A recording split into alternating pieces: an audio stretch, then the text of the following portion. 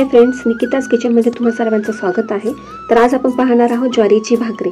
तर ज्वारीची भाकरी नेहमीच आपण घरी बनवत असतो, पण कधीतरी ती तुटते, उचलताना तुटते किंवा आपण थापटत असतानाच तुटून जाते। तर आज मी बनवणार आहे ज्वारीची भाकरी। तर कशी ते पहा। तर इथे मी ज्वारीचं पीठ घेतलेलं आहे आणि आता मी ह्या पिठाला व्यवस्थित मळून घेते पाणी टाकून। आणि पाणी थोडं थोडं करूनच टाकायचं आहे, एकदम पाणी टाकू नका।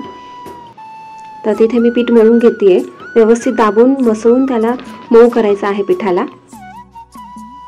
अशा रीतीने पीठ मसळून घेतल्याने भाकर जे आहे थापताना कॉर्नर जे असतात ते क्रॅक होत नाहीत। आणि शक्यतो ज्वारीचं पीठ हे शिळं कधीच वापरू नका, कारण जर जेवढं शिळं पीठ असेल तर भाकर फुटतेच। तर इथं व्यवस्थित मी मळून घेतलेलं आहे पीठ। तर आता मी व्यवस्थित गोळा करून घेते त्याचा। आणि एक टिप म्हणजे पीठ एकदम बारीक दळायचं आहे।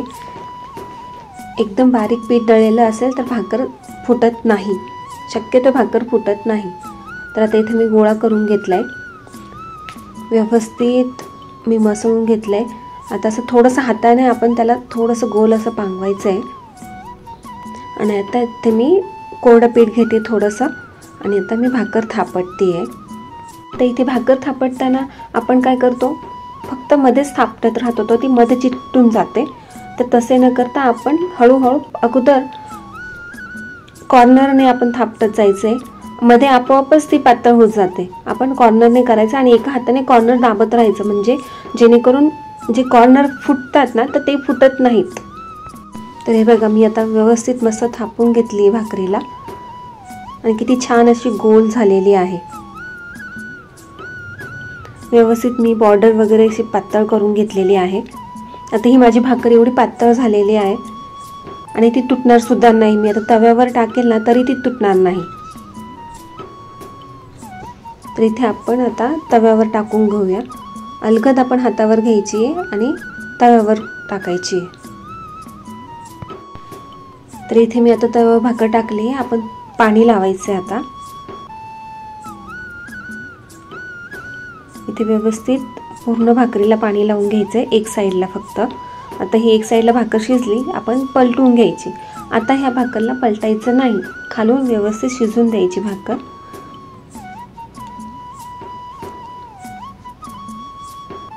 आता हिला पलटून चांगली भाजून घ्यायची। तर हिला तुम्ही डायरेक्ट गॅसवर सुद्धा भाजू शकता किंवा असं माझ्यासारखं तव्यावर सुद्धा भाजू शकता। बघा आता कशी टम्म फुगते ही भाकर, आणि भाकर फाटली सुद्धा नाहीये।